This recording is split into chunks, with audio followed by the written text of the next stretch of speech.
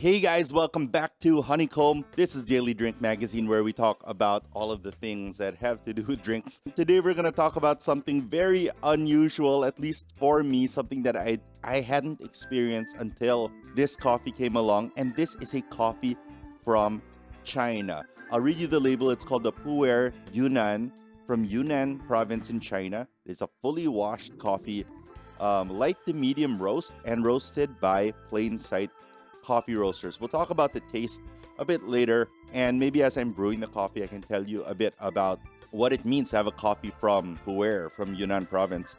And you can see here, we've already dosed out all of our coffee. We'll taste it first as a pour over, and then we're gonna taste it as an espresso. But we'll do both today. No exploding, just filter and compress is what we'll do. And you can see that the quality of the coffee bean is quite nice. They're round, almost pea berry. So we're gonna pop this in. This is 12 grams. We're gonna put it into our Go grinder. And while that is grinding, I'm gonna wash my filter. That's gonna heat up the device, remove a lot of the flavors that come from the filter itself. And it's also gonna saturate the filter so that the coffee doesn't get stuck in the paper itself. Okay, so we have our 12 grams of coffee, and I'm going to put that right into our origami dripper. And then I'm just gonna put a little divot, distribute the coffee inside of my dripper, and have like a little crater in the middle for the water to land in. All right, our water is at 98 degrees. We're gonna be brewing using our pretty standard honeycomb pour over recipe here, which is 93 degrees. Double the weight of the coffee grounds for a pre-infusion bloom. If it doesn't bloom, we'll pour right away, but more or less we're trying to get to 1 minute for the first 100 ml. And so we'll start the timer and pour. All right, so let's talk a bit about Pu'er China. Now, some of you who know about beverage might find that name familiar, and Pu'er is very famous for its teas.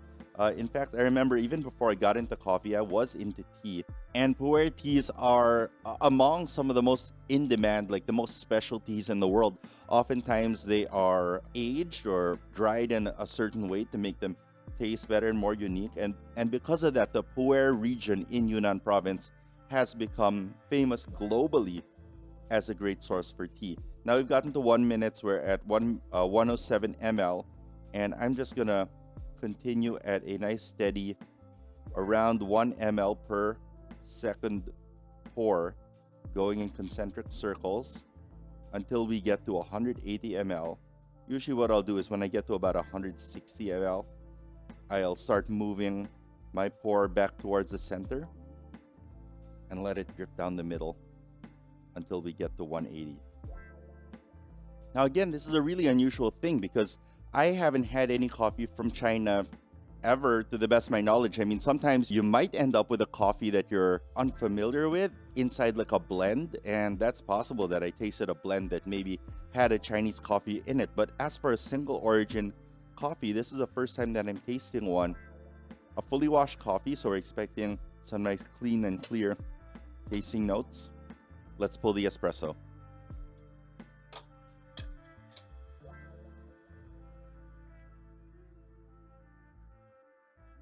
And so 36 ml out for the espresso, 18 grams in, and that was about 34 seconds. Okay, so we have our Yunnan coffee here in front of us in a pour over and as an espresso. Let's start first with the pour over and get a taste for that.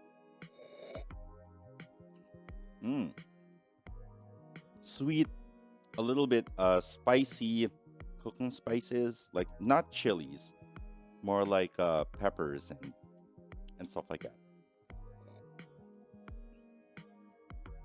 It's turning more into like a citrus rind.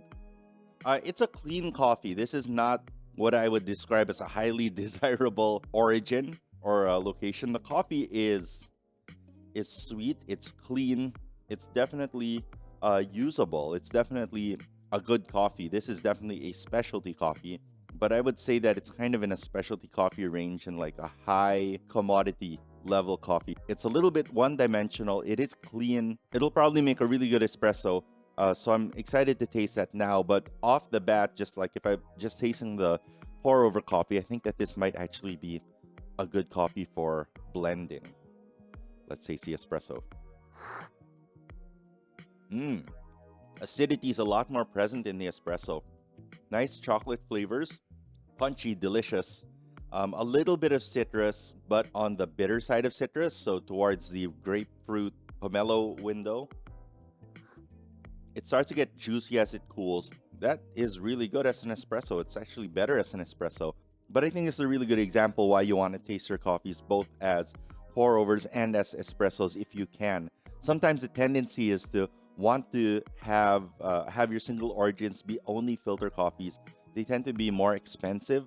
That means that you want to use less grams for more cups of coffee, which oftentimes does result in you wanting to have a lot more pour overs from your coffee.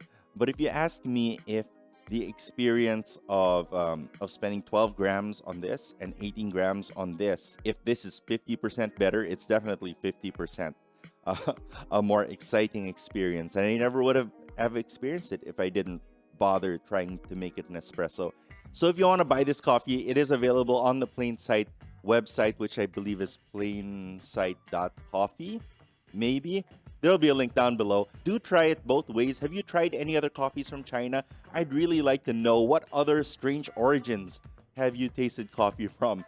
Places that you aren't expecting to be able to taste coffee from or are not very commonly seen in coffee circles. I would like to know your thoughts and your experiences. So leave them in the comments down below or send me a DM on Instagram. I am at KO Kosha on Instagram. Follow at Honeycomb Manila and at Daily Drink Mag for all of our coverage here at the studio and our work in beverage. I wish you guys good luck. I wish you guys good health. I wish you guys some great coffee. Peace.